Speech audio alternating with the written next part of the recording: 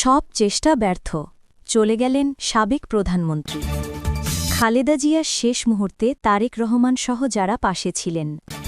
নির্বাচনে কোনো আসনেই পরাজিত হননি খালেদা জিয়া।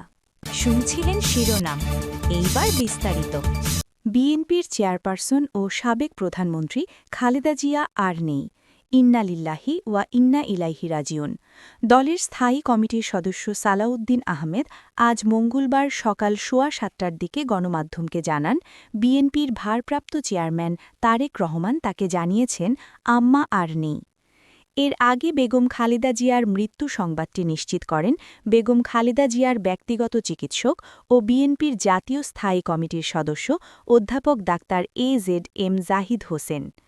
এতে আরও জানানো হয়, এ সময় হাসপাতালে বেগম খালেদা জিয়ার জ্যেষ্ঠ ছেলে ও বিএনপির ভারপ্রাপ্ত চেয়ারম্যান তারেক রহমান, তার স্ত্রী ডাক্তার জুবাইদা রহমান, নাতনি জাইমা রহমান, ছোট ছেলের বউ শারমিলি রহমান সিথি, ছোট ভাই শামীম ইস্কান্দার, ছোট ভাইয়ের স্ত্রী, বড় বোন সেলিনা ইসলাম সহ সকল আত্মীয়স্বজন এবং বিএনপি মহাসচিব মির্জা ফখরুল ইসলাম আলমগীর, বেগম খালেদা জিয়ার চিকিৎসায় গঠিত মেডিকেল বোর্ডের চিকিৎসকরা উপস্থিত ছিলেন।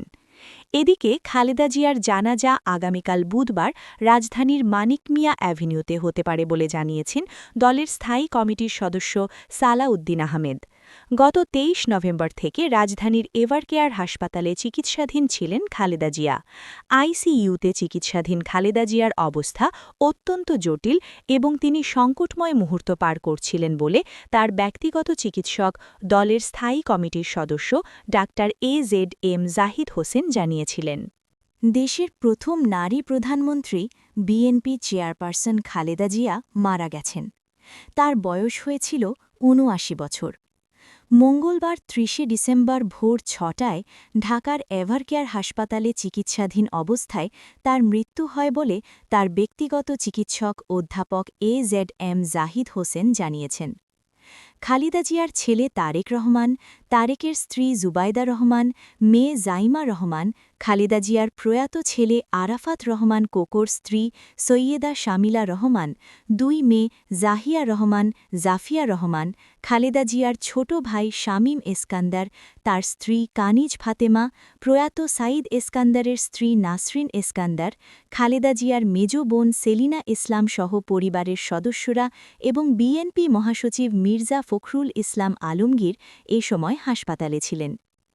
এদিকে খালেদা জিয়ার জানাজা আগামীকাল বুধবার রাজধানীর মানিক মিয়া অ্যাভিনিউতে হতে পারে বলে জানিয়েছেন দলের স্থায়ী কমিটির সদস্য সালাউদ্দিন আহমেদ।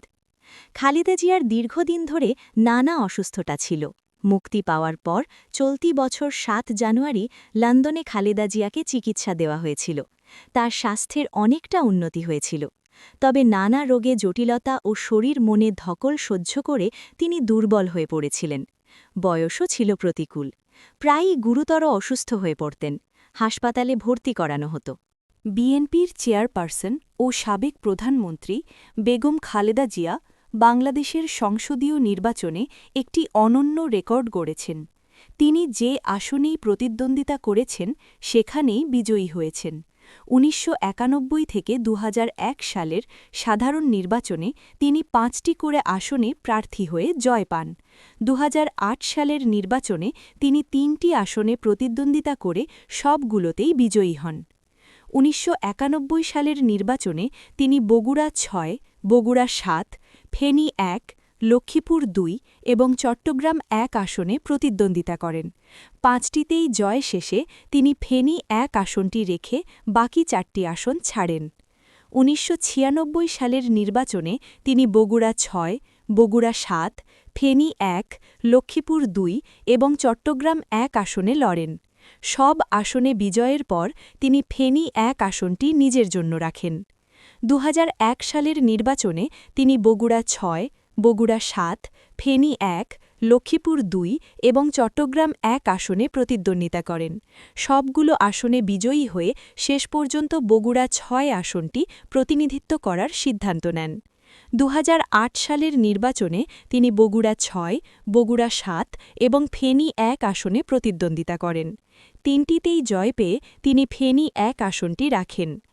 তার নির্বাচনী ইতিহাস পর্যালোচনা করলে দেখা যায় বগুড়া, ফেনী, লক্ষ্মীপুর ও চট্টগ্রামের আসনগুলোতেই তিনি সবচেয়ে বেশি প্রতিদ্বন্দ্বিতা করেছেন। ১৯৯১ সালে তিনি ঢাকার একটি আসন থেকে এবং ২০০১ সালে খুলনার একটি আসন থেকেও প্রতিদ্বন্দ্বিতা করেন।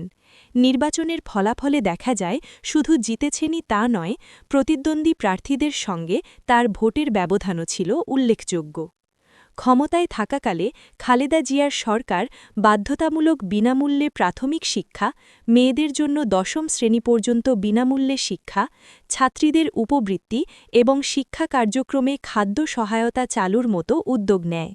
সরকারি চাকরিতে প্রবেশের বয়সসীমা ২৭ থেকে বাড়িয়ে ৩০ বছর করে এবং শিক্ষা খাতে সর্বোচ্চ বাজেট বরাদ্দ দিয়ে তার সরকার শিক্ষাক্ষেত্রে দৃশ্যমান অগ্রগতি সাধন করে।